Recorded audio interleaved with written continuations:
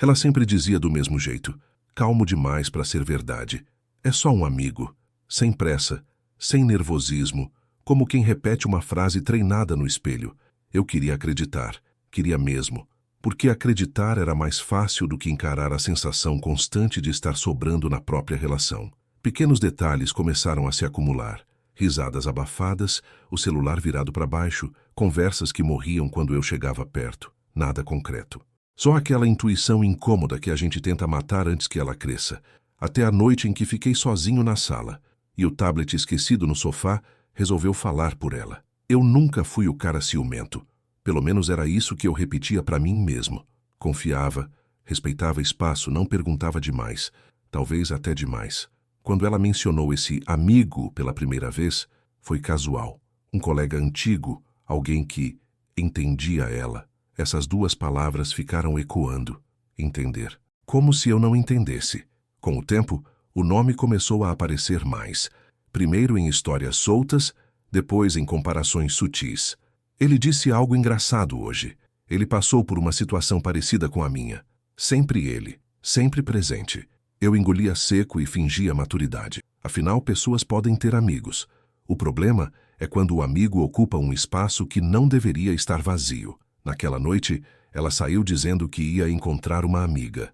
Beijo rápido, abraço distraído. Eu fiquei em casa jogado no sofá assistindo qualquer coisa sem prestar atenção. Foi quando vi o tablet em cima da mesa. O dela. Tela acesa, notificações surgindo e sumindo. Não foi curiosidade imediata. Foi insistência. Uma sequência de mensagens chegando rápido demais para ser normal. Eu hesitei. De verdade. Pensei em desligar a tela, respeitar a privacidade, manter a versão bonita da história. Mas algo dentro de mim já estava cansado de ser o último a saber. Peguei o tablet. A senha. A mesma de sempre. Irônico. A conversa estava aberta. O nome dele lá em cima. Sem emojis no contato. Sem coração. Cru. Direto. A última mensagem dizia: quando ele vai perceber? Meu estômago afundou. Rolei para cima. Uma mensagem puxou a outra como um fio solto num casaco velho. Não era uma traição explícita. Era pior. Era intimidade. Piadas internas. Desabafos que eu nunca ouvi. Áudios longos enviados de madrugada. Prints de conversas nossas, comentadas por eles. Ela contando coisas que eu achava que eram só nossas. Ele respondendo com consolo, com validação, com aquela atenção paciente que eu achava que ainda existia entre nós. Li tudo em silêncio, sem raiva explosiva, sem drama, só um vazio crescendo, ocupando cada espaço que antes eu tentava preencher com desculpas. Em uma mensagem ela escreveu: se as coisas fossem diferentes. Não terminou a frase. Não precisou. Quando ouvi a porta abrindo, já não era mais a mesma pessoa sentada no sofá. Coloquei o tablet exatamente onde estava. A tela apagada como se nada tivesse acontecido. Ela entrou sorrindo, falando do trânsito, da noite, de qualquer coisa irrelevante. Sentou ao meu lado e perguntou se estava tudo bem. Eu olhei para ela por alguns segundos a mais do que o normal e, pela primeira vez, não soube se queria ouvir a resposta. Ela percebeu meu silêncio, claro. Sempre percebe quando convém. Encostou a cabeça no meu ombro, aquele gesto automático que antes me acalmava e agora só parecia ensaiado. Tá estranho hoje, ela disse, num tom meio brincalhão, como se estivesse testando o terreno. Eu respondi que estava cansado. A mentira saiu fácil demais. Engraçado como depois de ler aquelas mensagens, mentir virou algo simples. Ficamos ali por alguns minutos, a TV ligada, nenhum de nós realmente assistindo. Cada movimento dela parecia ampliado. O jeito como desbloqueou o celular discretamente, como respondeu a alguém rápido demais, como sorriu sozinha para a tela. Antes, eu não teria notado. Agora, tudo gritava. Quando ela foi tomar banho, fiquei sozinho de novo. O silêncio da casa era pesado, quase acusador. Minha cabeça repetia frases da conversa no tablet como um áudio em loop. Ele não percebe. Você merece alguém que te entenda. Se fosse comigo, eu faria diferente. Não havia beijo nas mensagens, não havia planos explícitos. Mas havia algo muito mais íntimo. Possibilidade. Pensei em confrontar ali mesmo. Abrir a porta do banheiro, jogar o tablet na frente dela, perguntar que merda era aquela. Mas percebi algo importante naquele instante. Eu não queria discutir. Queria entender até onde aquilo ia. Porque se eu confrontasse agora, ela teria tempo de ensaiar a versão oficial. Quando ela saiu do banho, enrolada na toalha, veio falar de uma série nova que queria começar. Como se nada tivesse acontecido. Como se eu não tivesse lido cada linha do que ela sentia por outro cara, enquanto dizia me amar antes de dormir. Eu concordei com a cabeça. Subi com ela para o quarto, deitei ao lado dela. O corpo dela ali, tão próximo, parecia distante demais. Naquela noite, não dormi. Fingi. Ela pegou no sono rápido, tranquila, respirando fundo. Eu fiquei olhando para o teto, repassando cada detalhe do nosso relacionamento dos últimos meses. As discussões sem motivo claro. O afastamento físico disfarçado de rotina. As respostas curtas. As comparações sutis. Tudo fazia sentido agora e isso era o mais doloroso. No dia seguinte, agi normalmente. Fiz café, desejei bom dia, perguntei do trabalho dela. Ela parecia aliviada. Talvez achasse que a tensão da noite anterior tinha sido coisa da minha cabeça. Mal sabia ela que eu estava mais atento do que nunca. Enquanto ela se arrumava, o celular vibrou em cima da mesa. Não toquei. Não precisava. Eu já sabia quem era. O nome dele já estava gravado na minha mente. Ela olhou rápido, virou a tela para baixo e continuou se maquiando. Pequenos gestos dizem muito quando você aprende a observar. Quando ela saiu, dizendo que chegaria tarde, sentei sozinho na sala outra vez. O tablet continuava ali, como um objeto comum, quase inofensivo. Mas agora eu sabia o que ele guardava. Abri de novo, fui mais fundo. Conversas antigas, meses. Não era algo recente. Não era uma amizade inocente que saiu do controle. Era uma construção lenta, cuidadosa, feita enquanto eu estava presente, e ao mesmo tempo ausente. Em uma das mensagens, ela escreveu que se sentia confusa, que me amava, mas que com ele tudo parecia mais leve, que não precisava explicar tanto. Ele respondeu que isso era conexão, que não dava para ignorar.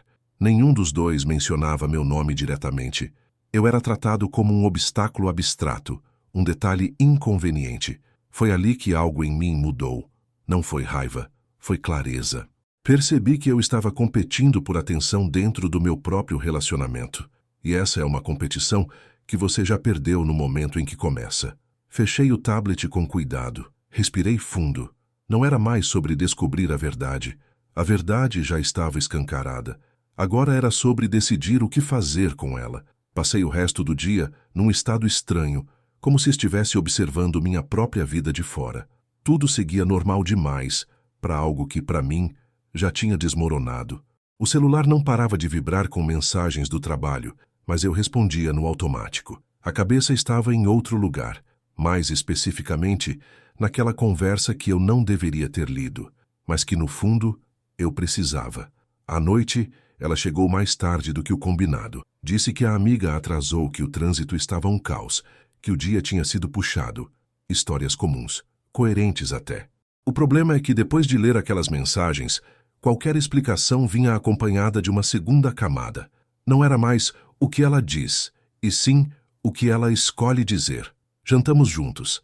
Ela falava bastante, talvez até mais do que o normal. Ria, puxava assunto, comentava planos futuros como se estivesse reforçando algo. A gente podia viajar no mês que vem. Quero mudar umas coisas aqui em casa. Esse "a gente" soava quase desesperado, como quem tenta segurar algo que já está escapando. Eu concordava com tudo, não porque acreditava, mas porque queria ver até onde ela iria, em que ponto a culpa apareceria, em que momento o discurso começaria a falhar. Depois do jantar, ela se sentou ao meu lado e perguntou de novo se estava tudo bem. Dessa vez não foi casual, foi direta, olhos nos olhos. Eu senti vontade de rir, não de humor, mas de incredulidade. Havia uma ironia cruel naquela pergunta. Tá, respondi. Só isso. Uma palavra curta, vazia, igual às mensagens que ela vinha me dando nos últimos tempos. Ela pareceu satisfeita. Encostou a cabeça no meu peito, como se aquele gesto ainda tivesse o mesmo significado. Para mim, já não tinha. Mais tarde, enquanto ela dormia, peguei meu celular e fiz algo que nunca tinha feito antes. Procurei o nome dele nas redes sociais. Perfil aberto, fotos comuns, amigos em comum, curtidas antigas dela em posts antigos dele. Comentários que pareciam inocentes, mas que agora carregavam outro peso. Não era um desconhecido qualquer, era alguém que sempre esteve ali, orbitando. Rolei o feed por alguns minutos até perceber algo ainda mais incômodo. Ele sabia da minha existência. Em uma das conversas, ela mencionava brigas nossas, momentos ruins, minhas falhas. Ele comentava como se estivesse analisando um relatório, dando opinião, sugerindo atitudes. Não era só um amigo ouvindo, era alguém se preparando. No dia seguinte, decidi testar algo simples. Durante o café, mencionei o nome dele casualmente, sem acusação, sem mudança de tom. Só joguei no ar. Ela congelou por meio segundo. Pouco, quase imperceptível. Mas eu vi. Depois riu, perguntou por quê. Eu disse que lembrei de uma história antiga que ela tinha contado. Ela relaxou. Mas aquele meio segundo foi suficiente. Confirmação não vem sempre em grandes revelações.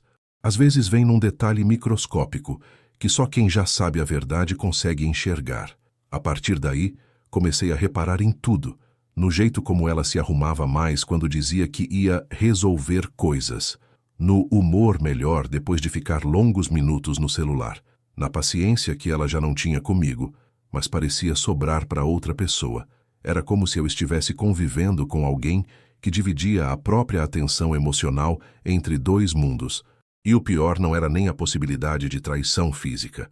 Era perceber que, em algum momento, eu tinha deixado de ser o lugar seguro dela. Alguém ocupou esse espaço sem pedir licença, e ela permitiu. Talvez até incentivou. Naquela noite, sentado sozinho na sala, me fiz uma pergunta que evitava desde o começo. Se eu não tivesse visto aquelas mensagens, quanto tempo mais eu teria vivido nessa mentira confortável?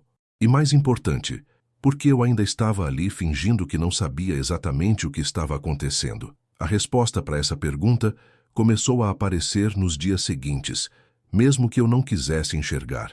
Eu ainda estava ali porque terminar significava aceitar que eu tinha sido substituído aos poucos, sem briga, sem escândalo, sem um momento claro de ruptura. E o ego odeia finais silenciosos. A gente prefere uma traição explícita do que essa sensação de ter sido trocado enquanto ainda estava presente. Ela começou a agir diferente comigo, mais carinhosa em alguns momentos, distante em outros, uma espécie de compensação mal disfarçada. Quando percebia que eu estava quieto demais, vinha com abraço, elogio, promessa. Quando eu parecia normal, ela relaxava, como se estivesse me monitorando emocionalmente. Teve uma noite específica que me marcou. Estávamos deitados, luz apagada, e ela começou a falar sobre o futuro, casualmente. Disse que às vezes tinha medo de se arrepender de escolhas, que sentia que a vida estava passando rápido, que não queria se sentir presa. Não citou nomes, não precisou. Cada frase era um recado indireto. Eu fiquei em silêncio, deixando ela falar. Quanto mais ela falava, mais claro ficava. Ela já tinha ensaiado aquela conversa antes. Talvez com ele, talvez sozinha. Eu só estava ouvindo uma versão editada. Em certo momento, ela perguntou se eu me sentia completo com ela. Olha a pergunta. Não era "você me ama"? Era "você se sente completo"? Uma pergunta pesada demais para sair do nada. Eu respondi com honestidade pela primeira vez em dias. Disse que sentia que algo tinha mudado entre a gente. Ela travou. Tentou negar, claro. Disse que era rotina, estresse, fase. Sempre é uma fase quando convém. Mas o olhar dela não acompanhava o discurso. Havia culpa ali. E medo. Não de me perder exatamente, mas de ser descoberta antes de decidir o que queria. No dia seguinte, aconteceu algo que acelerou tudo. Ela esqueceu o celular em casa. De verdade dessa vez. Eu vi quando ela voltou correndo para buscar, visivelmente nervosa. Disse que precisava porque tinha coisa do trabalho. Mal me olhou. Pegou o aparelho e saiu apressada. Não mexi. Não precisava mais. Aquela reação já dizia o suficiente. Quando alguém entra em pânico por esquecer o celular, não é pelo aparelho, é pelo que está dentro dele. Naquela noite decidi que não ia mais ficar no papel de figurante. Eu precisava encerrar aquilo, de um jeito ou de outro. Mas não queria gritar, acusar, implorar ou pedir explicações que eu já tinha. Queria ver se ela teria coragem de ser honesta sem ser pressionada. Esperei o momento certo. 2 dias depois, sentados à mesa, falei calmamente que sentia ela distante, que parecia estar dividida, que eu não queria competir com ninguém. Usei palavras simples. Nada de acusações. Dei a ela uma porta aberta para dizer a verdade. Ela respirou fundo, olhou para o nada por alguns segundos e disse que eu estava imaginando coisas, que ele era só um amigo, que eu estava exagerando, que confiava em mim e esperava o mesmo. Foi aí que algo quebrou de vez. Não porque ela mentiu, mas porque mentiu sem hesitar, sem conflito interno visível, como se já tivesse contado aquela história várias vezes, talvez para si mesma. Naquele instante entendi que a conversa não seria sobre ele, seria sobre ela, sobre escolhas, sobre caráter e principalmente sobre até onde alguém vai para não assumir o próprio desejo. Levantei da mesa e fui para a sala. Ela ficou ali, confusa, talvez achando que tinha vencido aquela rodada. Eu sentei no sofá olhando para o tablet em cima da estante e pela primeira vez desde que tudo começou, não senti ansiedade, senti decisão. Fiquei ali sentado por um tempo que não sei medir. Não estava pensando em frases de efeito, nem planejando confronto cinematográfico. Era mais simples e mais pesado do que isso. Eu estava aceitando que aquela relação já tinha terminado. Só faltava alguém ter a coragem de dizer em voz alta. Ela veio atrás de mim depois de alguns minutos. Sentou ao meu lado, mas manteve uma distância calculada, como quem não sabe se pode tocar. Perguntou por que eu tinha saído da mesa daquele jeito. Disse que eu estava estranho nos últimos dias. A inversão sempre vem. Quando a verdade ameaça aparecer, quem desconfia vira o problema. Eu respirei fundo antes de responder. Não queria errar o tom. Não queria parecer fraco, nem agressivo. Disse que me sentia colocado de lado, que parecia existir uma parte da vida dela onde eu não entrava mais. Não falei o nome dele. De novo dei espaço para a honestidade. Ela suspirou, passou a mão no rosto e finalmente disse algo diferente. Não a verdade inteira, mas um pedaço. Admitiu que conversava muito com ele, que se sentia compreendida, que às vezes era mais fácil falar certas coisas para alguém de fora. Usou a palavra inofensivo. Sempre usam. Eu ouvi tudo em silêncio. Quando ela terminou, perguntou se aquilo me machucava. A pergunta veio tarde demais. Não respondi de imediato. Só perguntei se ela esconderia aquelas conversas de mim se achasse que eram realmente inofensivas. Ela não respondeu. Ficou olhando para frente, mordendo o lábio, procurando uma saída lógica que não existia. O silêncio dela foi mais alto do que qualquer confissão. Então eu falei. Disse que tinha visto as mensagens. Não todas. Não dei detalhes. Só o suficiente. O corpo dela reagiu antes da mente. Ombros tensos, respiração curta, olhos arregalados. Não perguntou como. Não perguntou quando. Perguntou por quê. Como se a violação maior tivesse sido eu descobrir. Ela começou a chorar. Não aquele choro de quem é pega de surpresa, mas o de quem já vinha acumulando culpa. Disse que não tinha feito nada de verdade, que nunca passou de conversa, que eu estava exagerando, que eu também tinha falhas, que a relação já não estava boa, um pacote completo de justificativas. Eu deixei ela falar. Aprendi que, quando alguém se sente encurralado, revela muito tentando se defender. Em meio às lágrimas, ela disse algo que ficou gravado em mim, que se sentia viva conversando com ele. Viva. Como se comigo ela estivesse apenas existindo. Aquilo doeu mais do que qualquer traição física imaginável, porque não tinha como competir com uma fantasia, com alguém que só aparecia nos melhores momentos, sem boletos, sem rotina, sem desgaste. Quando ela terminou, o silêncio voltou. Eu me levantei devagar e disse que precisava de um tempo, não para pensar se perdoaria, mas para entender por que eu tinha aceitado tão pouco por tanto tempo. Ela pediu desculpa. Pediu para eu não ir embora naquela noite. Disse que podia cortar contato com ele. Disse tudo o que pessoas dizem quando sentem que estão prestes a perder algo concreto por algo que ainda é só promessa. Eu olhei para ela e, pela primeira vez, não senti vontade de salvar nada. Disse que não adiantava bloquear alguém se o espaço que ele ocupava continuava vazio dentro dela. Peguei minhas coisas básicas e fui para a casa de um amigo. Naquela noite, deitado num sofá que não era meu, entendi uma coisa simples e dura. Quando alguém precisa de outro para se sentir vivo, o problema não é a terceira pessoa.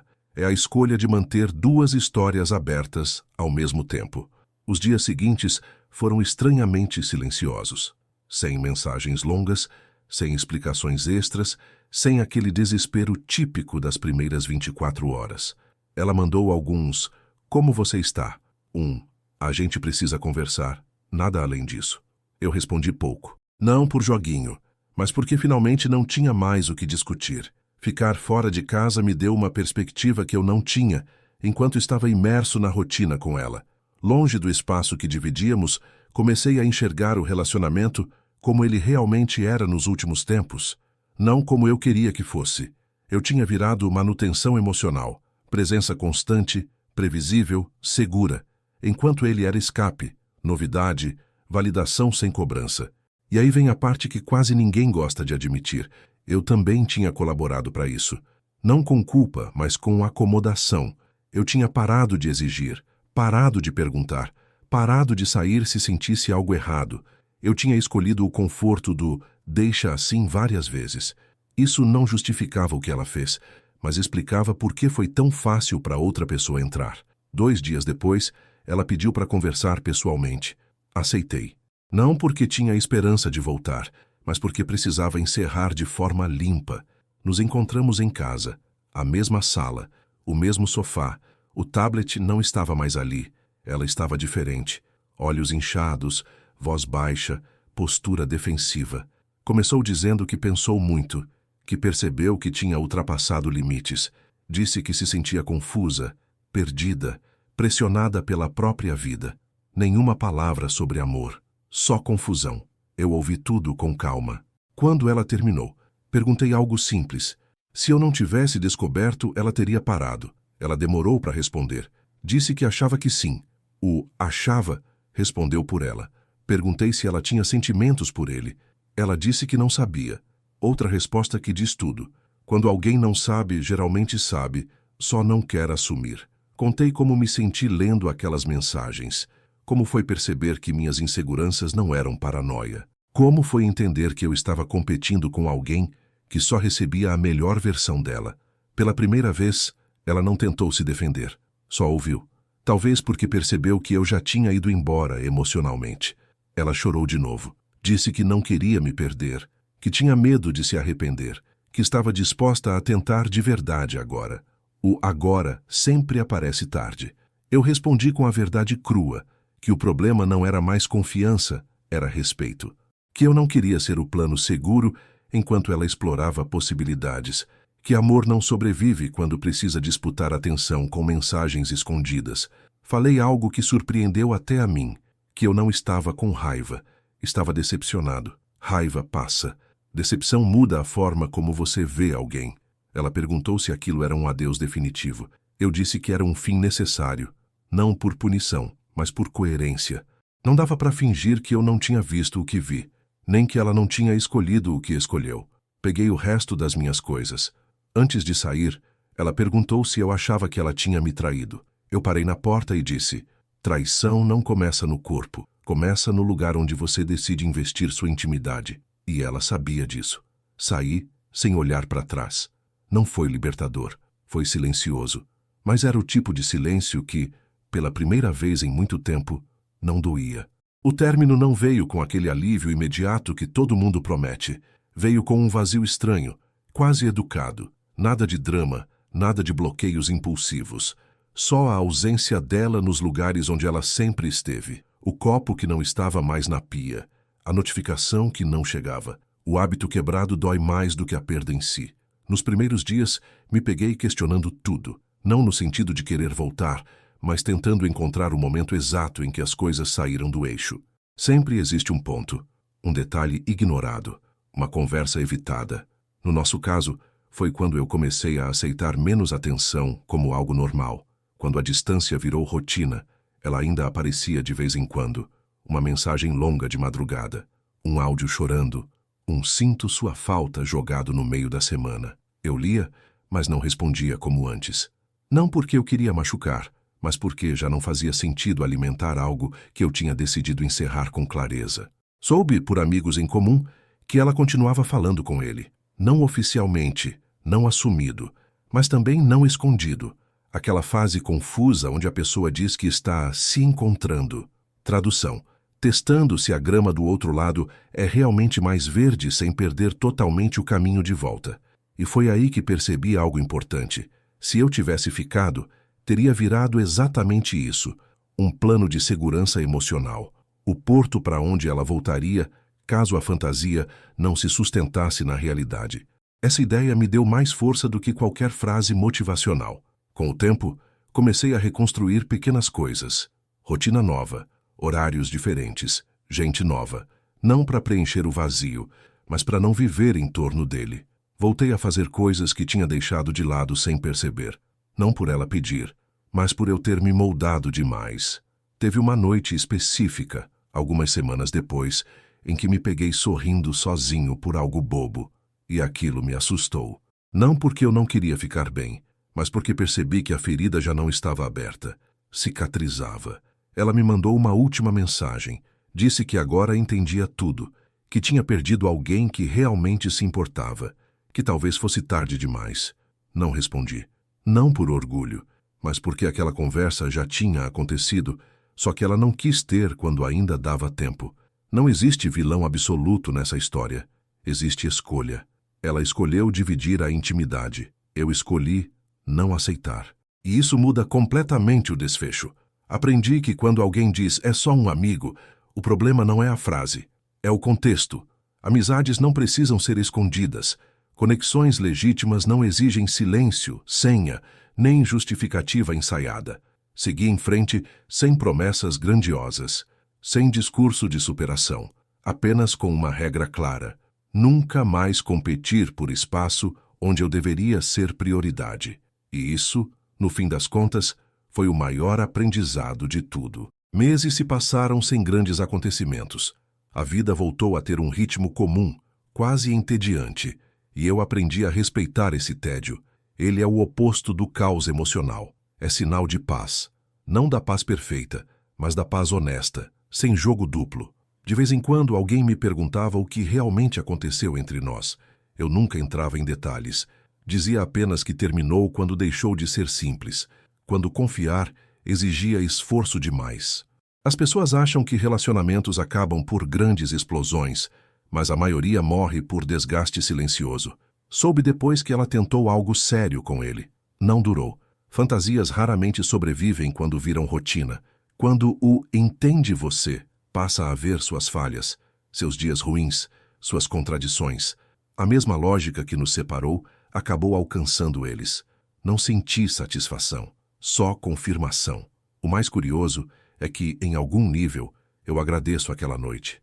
Se não fosse o tablet esquecido na sala, talvez eu ainda estivesse ali tentando consertar algo sozinho, chamando de fase o que já era escolha. Às vezes, a verdade aparece não para destruir, mas para libertar quem estava insistindo em ficar. Hoje, quando penso nela, não sinto raiva, sinto distância. E distância é saudável quando aproxima você de si mesmo. Ela foi parte da minha história, não o capítulo final. E tudo bem, aprendi a prestar atenção nos detalhes, no desconforto que a gente tenta calar, no frio na barriga que não é paixão, é alerta. Aprendi que quem te ama não te coloca em disputa, não te compara, não te esconde. Se tem algo que essa história deixou claro, é que respeito não se pede, se oferece. E quando alguém precisa de outro para se sentir vivo, não é você que está falhando por não ser suficiente. É o outro que ainda não sabe ficar inteiro. Segui em frente, sem ressentimento, mas com critério. Porque amor não é sobre provar valor. É sobre não precisar provar nada.